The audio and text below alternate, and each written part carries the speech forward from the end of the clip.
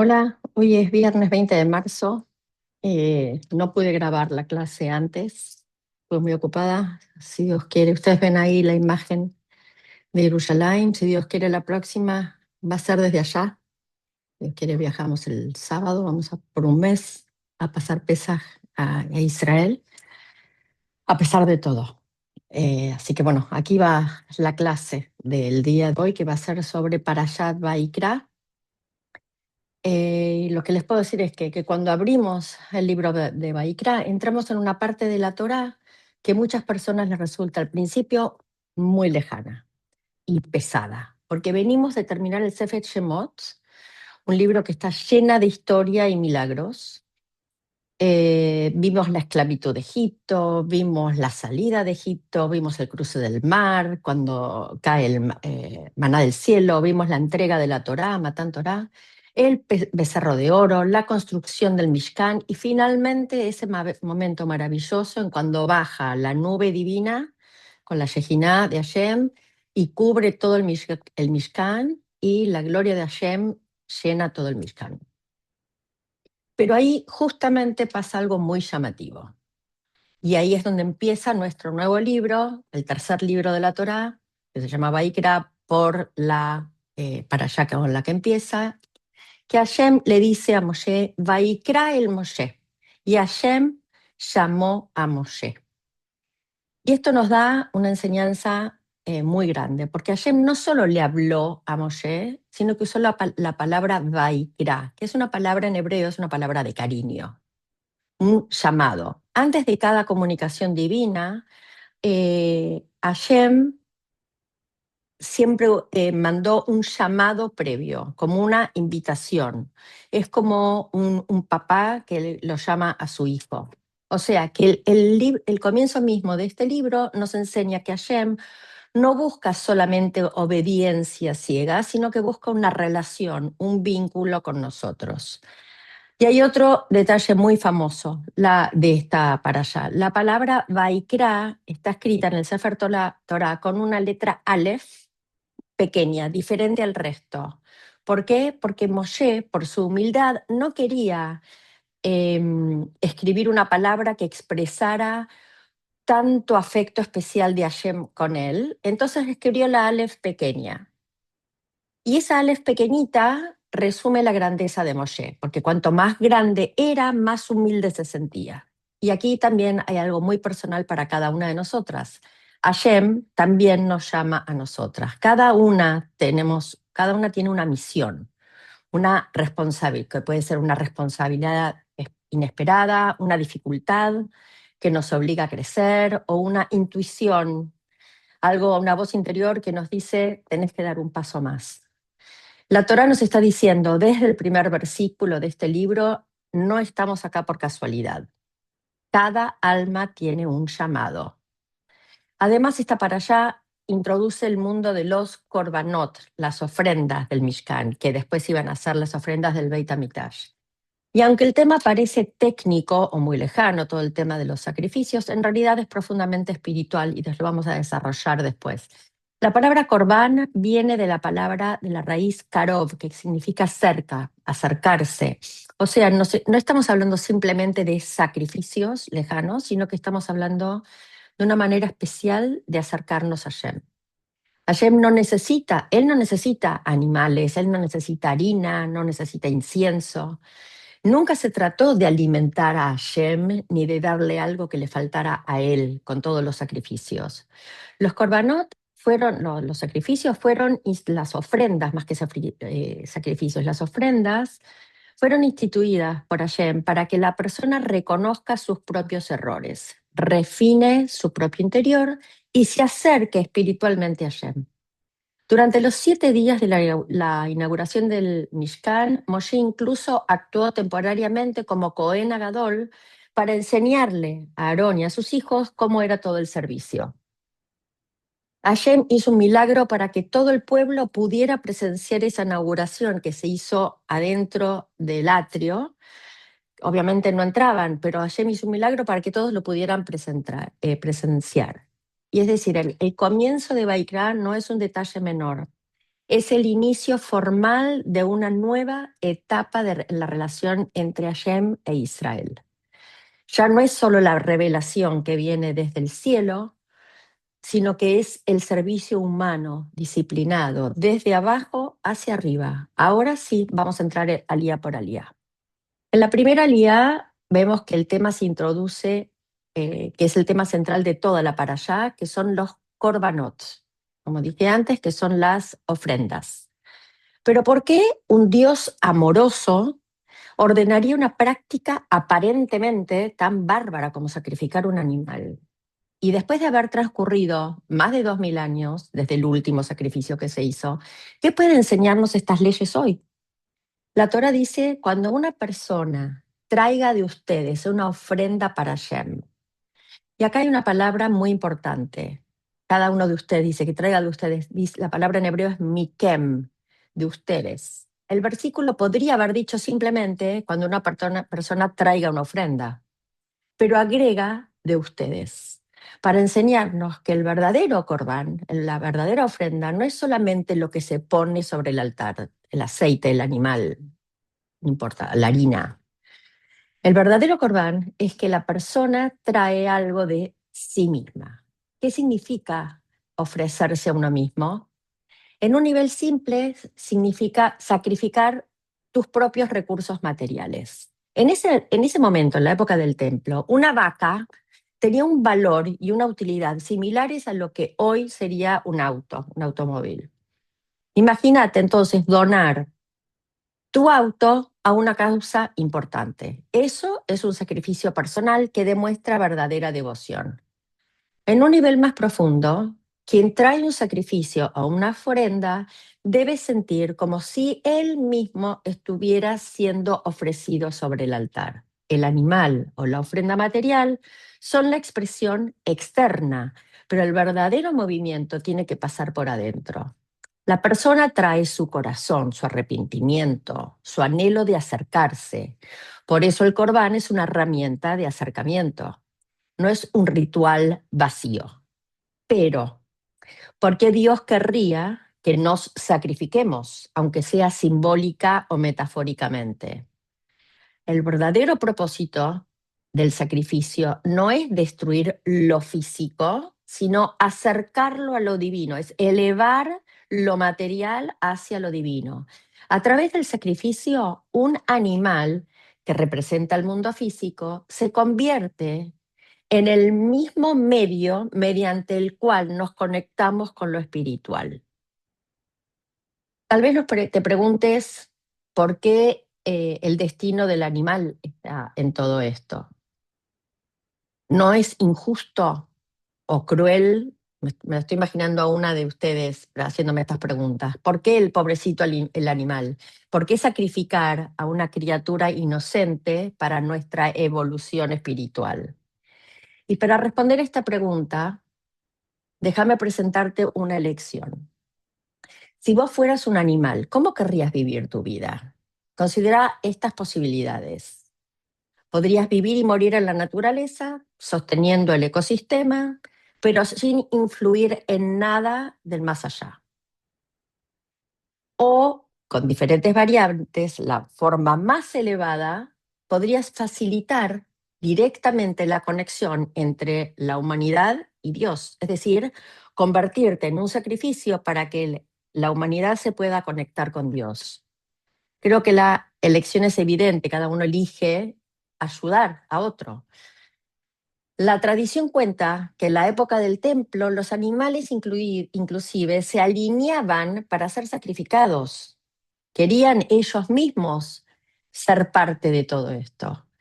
Y así como un soldado entrega voluntariamente su vida por una causa justa, una causa noble, estos animales participaban en algo mucho más grande que la mera supervivencia. Se convertían en puentes entre el cielo y la tierra, puentes vivientes entre el cielo y la tierra.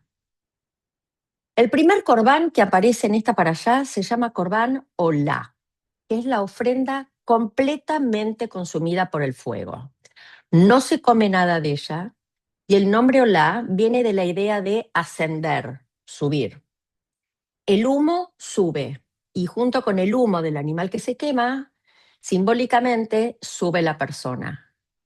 Cuando alguien traía un corbán, ponía sus manos sobre el animal y reconocía su propio error, y el animal era ofrecido en su lugar como una toma de conciencia.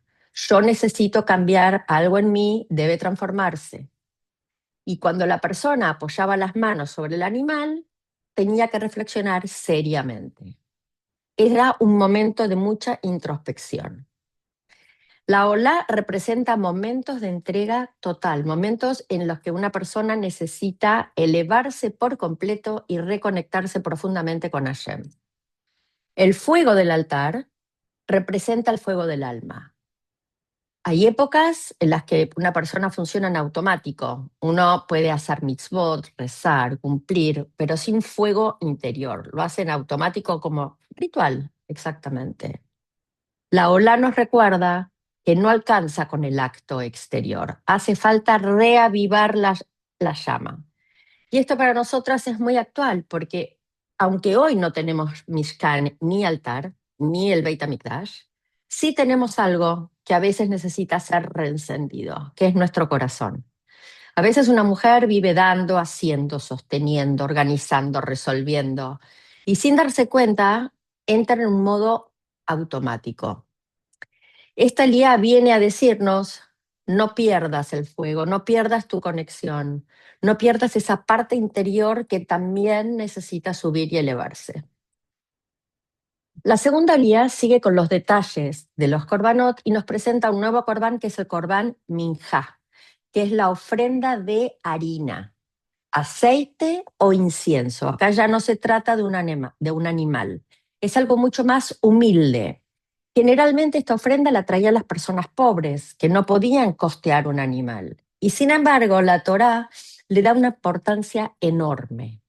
Dice que Hashem considera esta ofrenda, esta minjá, como si la persona hubiera ofrecido su propia alma. Y esto es muy conmovedor, porque para una persona pobre, esa cantidad pequeña de harina o de aceite puede representar muchísimo.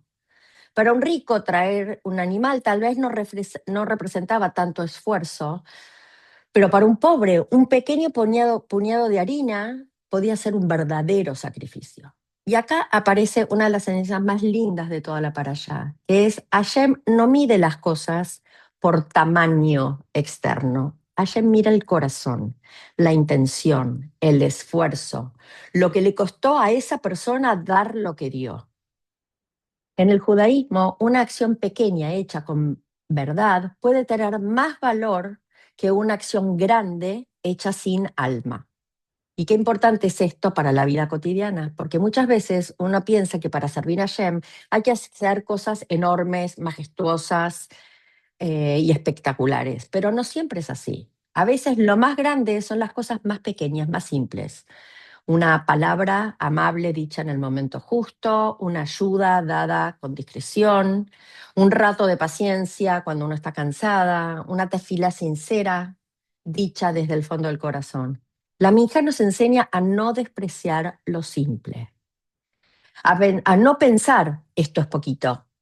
Y esto conecta de manera muy profunda con el alma femenina, porque muchas veces la grandeza de una mujer está justamente en esos gestos pequeños que nadie ve, pero que sostienen a mundos enteros. La Torá nos dice, no subestimes nunca este tipo de entrega. Hashem la ve y la valora inmensamente. La tercera lía introduce el Korban Shelamim, es la ofrenda de paz.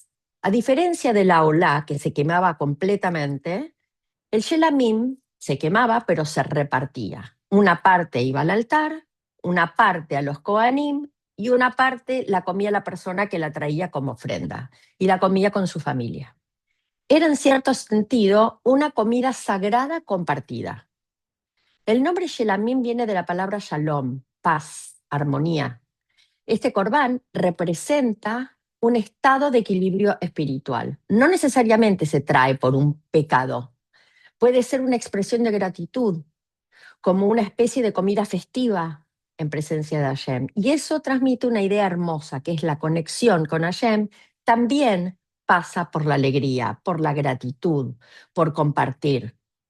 La Torah enseña que también hay una manera de comer, de compartir, de agradecer.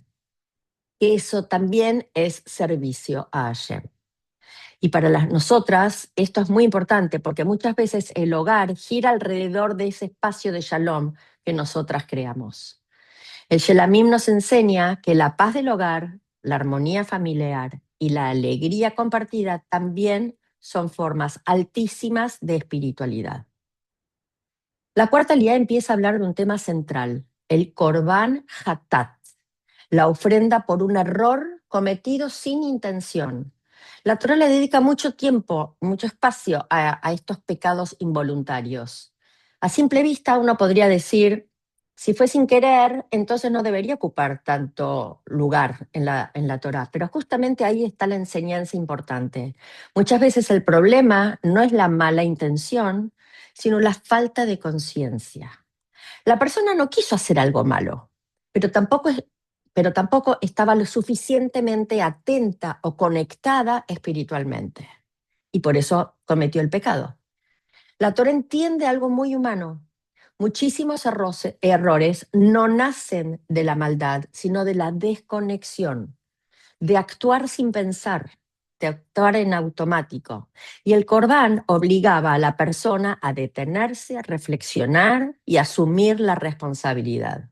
No para quedar atrapado en la culpa, sino para crecer. El judaísmo no busca culpa que nos paraliza, busca conciencia y crecimiento. Y qué importante es esto para la vida cotidiana, porque todos nos equivocamos. Todas tenemos momentos en los que reaccionamos mal, hablamos de más, juzgamos a alguien rápido, actuamos desde el cansancio o desde una herida. La Torá no nos pide perfección absoluta, nos pide honestidad para mirar lo que pasó y valentía para mejorar. Equivocarse no define a una persona. Lo que define a una persona es lo que hace después del error. Si aprende, si reflexiona, si pide perdón, si cambia, entonces ese error se vuelve parte de su crecimiento. Esta lía también tiene mucha ternura escondida porque nos enseña a mirarnos a nosotros mismos con verdad, pero sin destruirnos. A veces las mujeres podemos ser muy exigentes con nosotras mismas. Podemos cargar culpas durante años y la Torá viene acá y nos dice, reconoce, sí, responsabilízate, sí, pero también avanza. El objetivo no es quedarte castigándote, el objetivo es volver a acercarte. La quinta liá habla del hatat cuando el error fue cometido por el Cohen Agadol o por el liderazgo del pueblo, como por ejemplo el Sanedrín, que era como si fuera la Corte Suprema. Cuanto mayor es la influencia de una persona, mayor es su responsabilidad espiritual. Cuanto más influye una persona, más impacto tiene su error y por eso es más serio el nivel de exigencia. En la práctica, todos influimos sobre alguien y en el caso de las mujeres judías, esto es especialmente profundo, porque muchas veces el hogar es un pequeño mishkan, eso ya lo dijimos varias veces, y el judaísmo entendió siempre que el hogar puede ser este santuario. Cuando una mujer enciende las velas de Shabbat, está trayendo la paz espiritual y luz espiritual a la casa. Cuando cuidamos el lenguaje que se maneja en nuestra casa, cuando intentamos traer paz, cuando sostenemos valores, estamos construyendo ese pequeño mishkan. A veces parece invisible, pero adelante de Hashem todo esto es enorme. La sexta liá sigue desarrollándose en diferentes casos de responsabilidad espiritual. Aparecen situaciones como juramentos incorrectos, uso indebido de algo sagrado y otros errores muy específicos. Pero más allá de los detalles técnicos, el hilo conductor en toda la liá es muy fuerte. La vida espiritual requiere conciencia constante. No alcanza con ser una buena persona en general.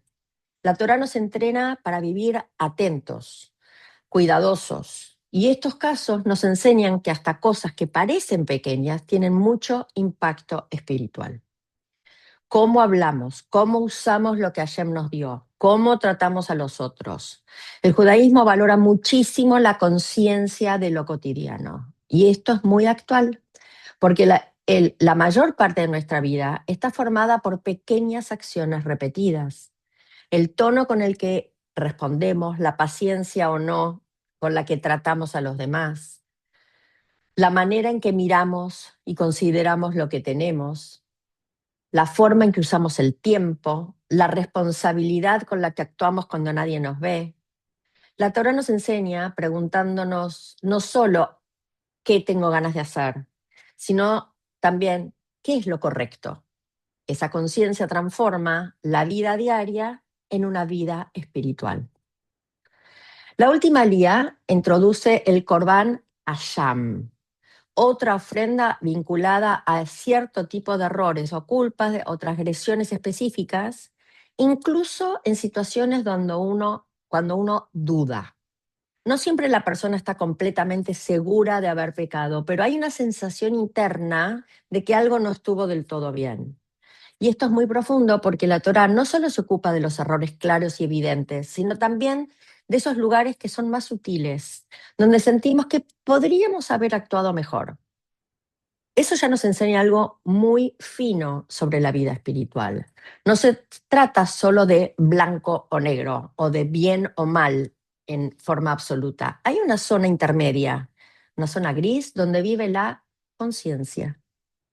El Corban Hayam nos enseña nos enseña a no decir, bueno, no hice nada grave, listo, ¿no?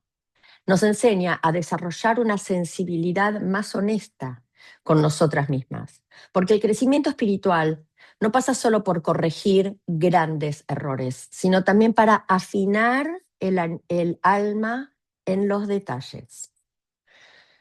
Para cerrar entonces podemos decir que cuando leemos Vaikra y vemos todas estas descripciones de animales, de harina, de fuego, de sangre, de altar, de ofrendas, podríamos pensar que estamos entrando en un mundo antiguo y técnico, pero en realidad no. Estamos entrando en el corazón mismo de la vida espiritual.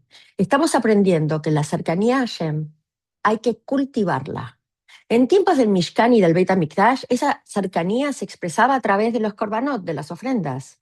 Hoy no tenemos ni altar, ni templo, pero sí tenemos vidas que podemos dedicar a hacer el bien y a construir el mundo de Dios. No tenemos vacas, cabras ni ovejas para ofrecer, pero tenemos otras formas de acercarnos. Y la principal es la tefilá. Cuando una persona reza con sinceridad, es como si estuviera ofreciendo su corazón en el altar. También está el estudio de la Torá y las buenas acciones. Hay que traer siempre algo de una misma. Cada mitzvah hecha con buena intención, cada acto de bondad, cada esfuerzo genuino por mejorar, cada vez que una persona vence su propio orgullo y pide perdón, cada vez que controla una reacción impulsiva, cada vez que una da de sí misma para hacer el bien, cada vez que una controla su ego, está trayendo un corbán espiritual. Hoy el altar está en el corazón. El fuego del altar es la pasión del alma. Y el corbán es todo aquello que nosotras ofrecemos de nosotras mismas para acercarnos más a Hashem. A veces es tiempo, a veces es paciencia, a veces es orgullo que soltamos, a veces es una acción correcta cuando nadie la ve. Y tal vez esa es la enseñanza más profunda de toda la parashá. Hashem no espera perfección, Hashem espera cercanía. No nos pide que seamos ángeles, nos pide que estemos dispuestas a acercarnos, a volver, a escuchar el llamado. Y cuando una persona da, aunque sea un pequeño paso hacia Hashem, ese paso abre una puerta enorme de luz. Esta semana te invito a que examines un área de tu vida, quizá tu rutina matutina, tus habilidades profesionales o incluso cómo usas tu tiempo libre. Y pregúntate, ¿cómo podría este recurso servir para algo más elevado? Después, hace un cambio concreto para elevar ese aspecto de tu vida. No sé, una tefila más, hacer una acción buena más, tener más paciencia con alguien. Esto es para que elevemos nuestra vida cotidiana. Mi deseo es que nuestras decisiones diarias se conviertan en ofrendas dignas, elevándonos tanto a nosotras como al mundo que nos rodea. Shabbat Shalom, y la próxima, Besrat Hashem, será desde Jerusalén.